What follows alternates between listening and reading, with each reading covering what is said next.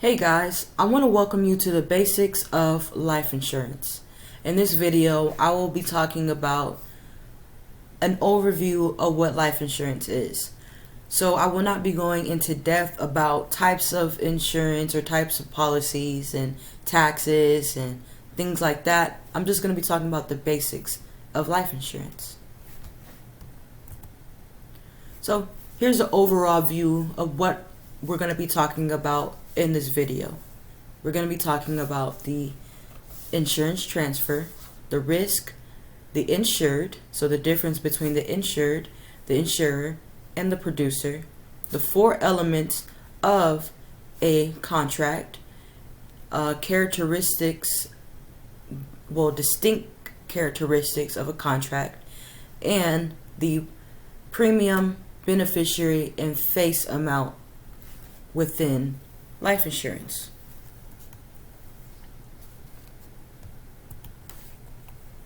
So, the first one is insurance transfer. What is insurance transfer? Insurance transfer is transferring the possibility of a loss from an individual to an insurance company, and it spreads the risk amongst a large group of individuals. So the insurer, which is the company, the insurance company, promises to pay a financial benefit on the death of the insured, which is whoever pulls out the policy. To do this, they use the law of numbers, large numbers. So what is the law of large numbers? Well, the law of large numbers says that the larger the number of individuals in a group is, the more accurate the losses within the group can be predicted. And they'll use this to plan for premiums, which we're going to talk about later. So premium costs and death benefits, which we're going to talk about later. But it also is, so the law of numbers, or the law of large numbers, is a effective way to produce or to predict the rate of death in a group.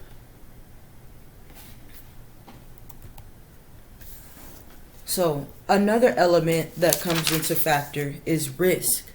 So risk is a important factor in, if you qualify for a certain premium cost, if you're going to get approved, how covered you are, things like that. Risk plays a huge part.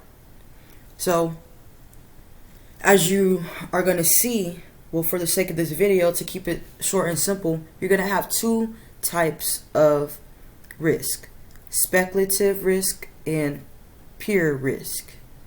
So speculative risk is, you're gambling. It's either you're going to make it or you're not. You're going to lose or you're going to win. You win some, you lose some. That's what we see in gambling, or when we play lottery. You're risking money, but you could possibly win some more money. While pure risk is only a loss.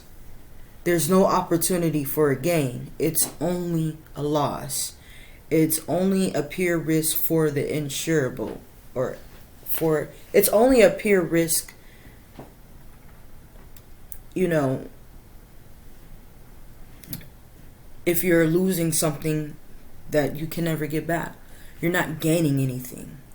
So in life insurance, it's a financial loss. It's a financial hurt.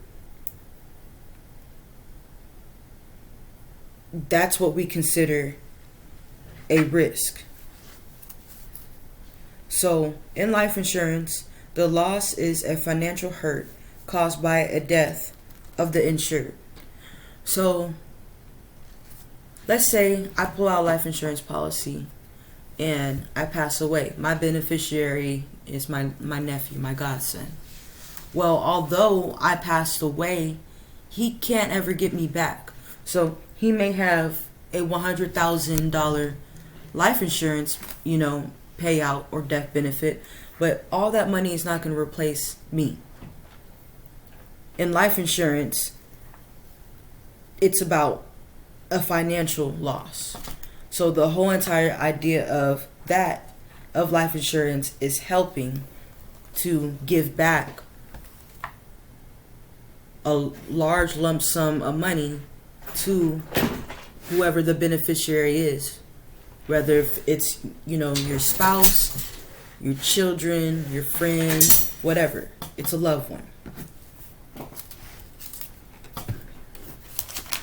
So another part of life insurance is perils, which is the cause of death. What caused the death?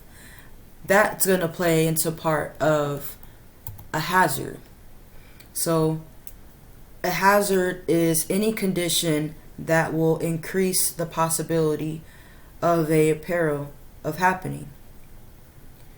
And so this can be driving recklessly, refusing to get treatment for a life-threatening disease or a health problem, or just having a dangerous hobby that's very hazardous.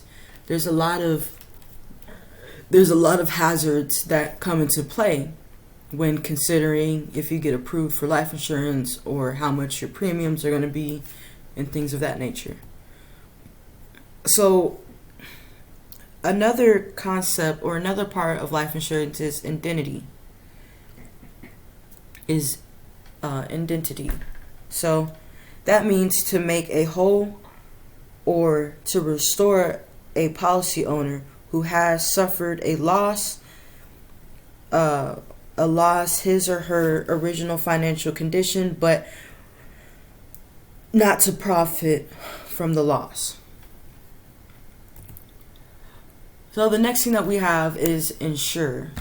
So the Insurer is the insurance company. They promise to pay out a face amount or a death benefit to the person that the insured listed as a beneficiary. So we have the producer. That's a life insurance agent. So if you're studying for your life insurance exam and you want to get licensed, once you get licensed, you'll be considered a producer. Is a person who solicits or sells life insurance, delivers policies, or collects premiums. So that's something that you're going to be doing if you become licensed to sell life insurance. And then one thing I also want to mention is we have the insured. So these two are probably pulling out a life insurance. So they may both be policy owners. One of them has to be a policy owner, whatever the case may be, but they are the insured. So the insured is the person that is covered by the life insurance policy. May also be the policy owner, since most people buy insurance for themselves.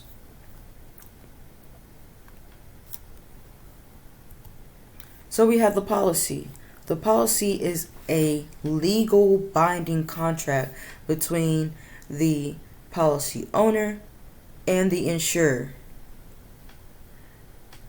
So the insurer will provide a benefit in the event of a loss. The policy is also a contract of insurance. So there's a lot of things that come with this, with the contract, with the policy. So we know that a policy is an agreement. It's a binding, tangible agreement that we can see on paper that promises if the policy owner pays their premiums, that in an event of a loss, so in an event that the insured passes away or gets ill or something happens very, very not so good, it promises that the insurer will provide a benefit in the event of a loss. So that's one thing you got to remember with a policy. It's a promise. between one party and another party, between the policy owner and the insurer.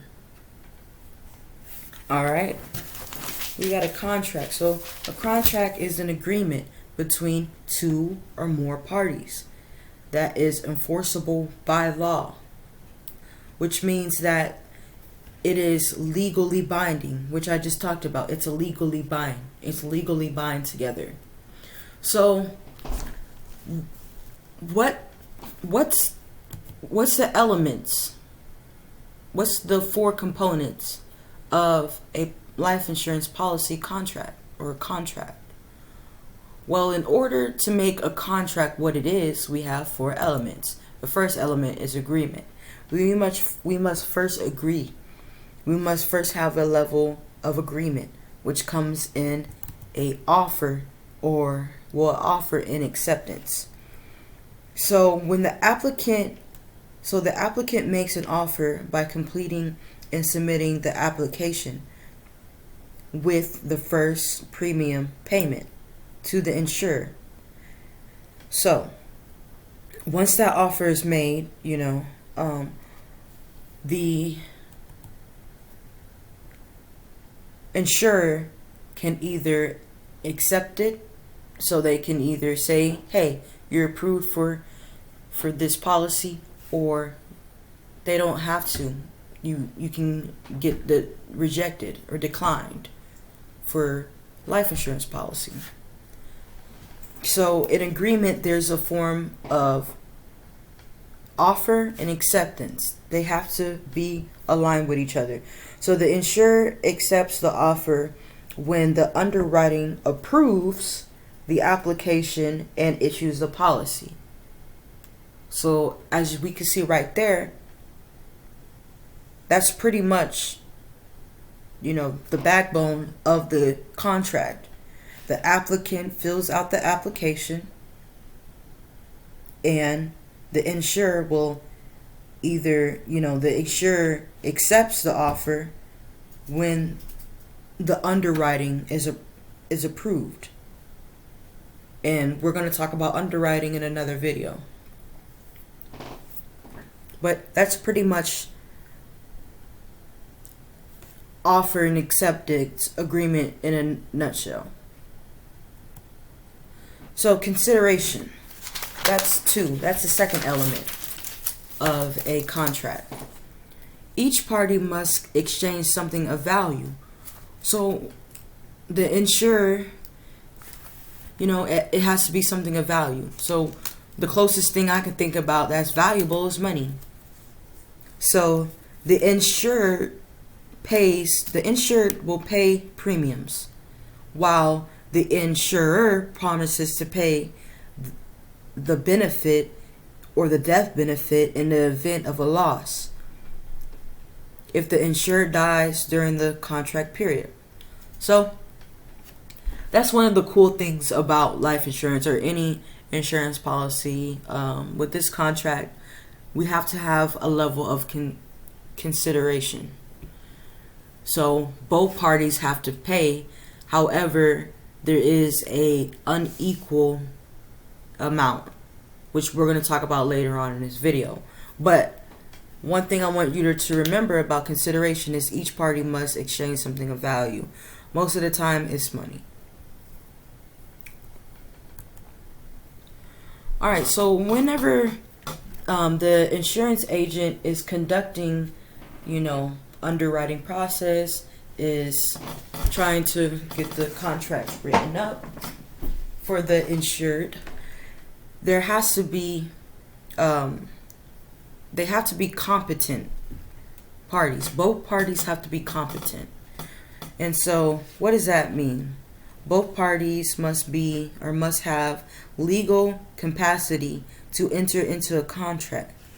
So we can't have minors. You can't enter into the contract being underneath the age of 18. That's one thing. You gotta be 18 years or older to, pull out a life insurance policy. And you cannot be underneath the influence of any drugs or alcohol. And that's for So let's say I go over to a potential client's house or a client's house to do underwriting, to begin field underwriting.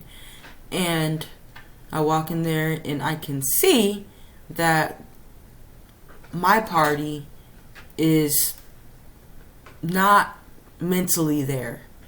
So they tell me that they had a surgery the day before and they're on some heavy drugs, some heavy medicine. But they insist, they're still good.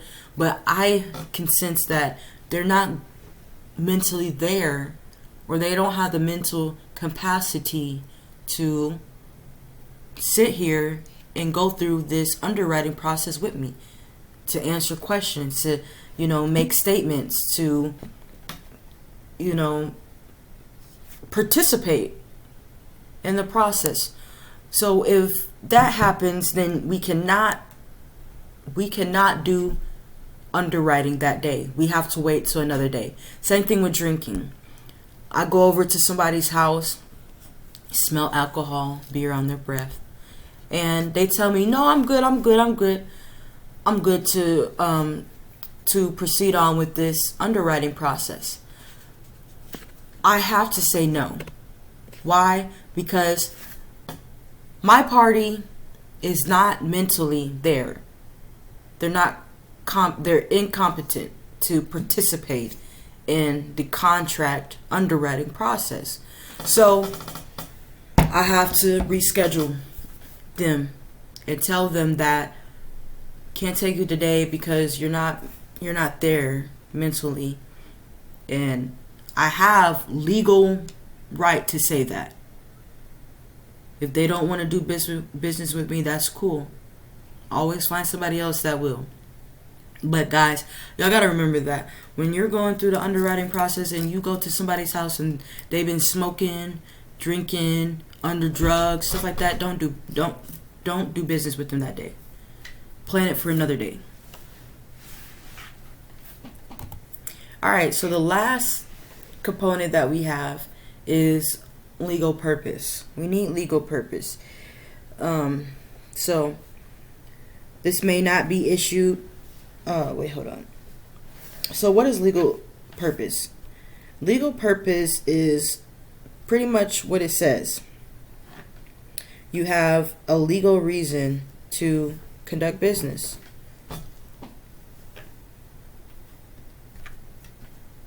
So I'm sorry, my cat is begging for attention, and he just savage mode. He keeps on walking on my keyboard and getting in the way of my notes. So if you hear me do long pauses, it's because I'm trying to move him out of my way.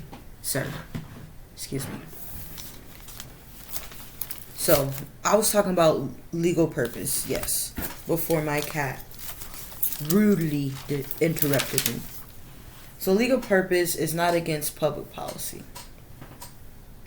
Making sure that you have a legal reason to conduct business. So those are the four elements of a legal contract. You must have agreement, consideration, competent parties, and a legal purpose.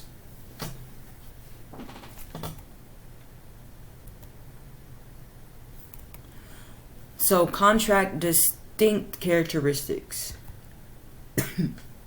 So we have adhesion. That's take it or leave it. If you don't like the policy, you don't have to take it.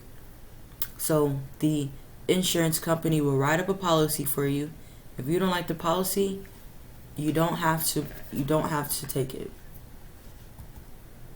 And then we have aleatory. It's unequal, not fair. Aleatory is an unequal promise. So what that means is, let's say for example, I pull out a life insurance policy.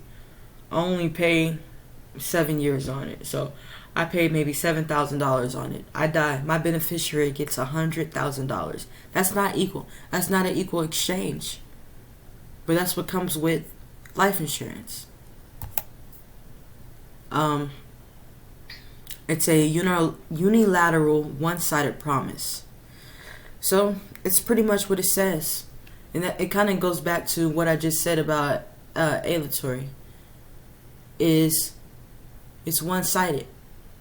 So yeah, I'm making my payments, but I don't have to necessarily make my payments every day or every month or every year, whatever. Whether if it's annual or monthly.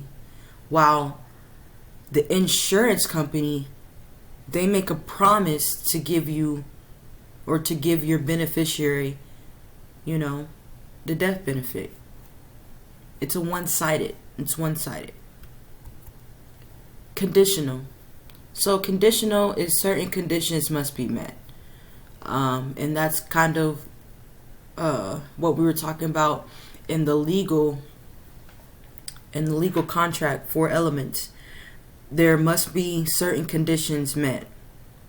So you have to pay your premium in order for your policy to be in effect. That's kind of what conditional is. There's certain conditions that must be met in order for your policy to be still going. And then we have personal. The personal is between the insurer and the insured. Alright, so trying not to make this video too long, we have the premium. So what is a premium? A premium is a payment that you make to keep your policy enforced. It's the premium that is asked to be paid out, whether if it's monthly or yearly. Payments are made by the insured to help keep the policy enforced. So that's what the insured's going to be doing, not the insurer. The insurer is the policy, it's the insurance company. The insured is the policy owner most of the time. So they make payments to keep the policy enforced. Then we have the beneficiary. Well, the beneficiary is a person or persons named in the policy to receive the death benefit when the insured dies. So, like I said, a lot of the times people pull out insurance policies for their loved ones, to build a legacy, to keep the cash flow going, to give their family members opportunities to, or resources, financial resources, to continue on their life. And that's what the beneficiary is there. The beneficiary is the one that receives the money. Alright, so we want to talk about face amount, death benefit, and face value. They all mean the same thing. So face amount, aka death benefit, aka face value, is the amount that will be paid to the beneficiary upon the death of the insured or the maturity of the policy, which whichever comes first. So in life insurance, you're going to notice that we sometimes have different words, but it means the same thing. All these 3 terms mean the same thing. Face amount, death benefit, and face value all mean the same thing. It's all the reward that's paid out to the beneficiary. Alright, and that concludes the video that I had today. If you have any questions, comments, concerns, please let me know. And make sure to like, comment, subscribe if you like videos like this. And I'll see you on the next video. Peace.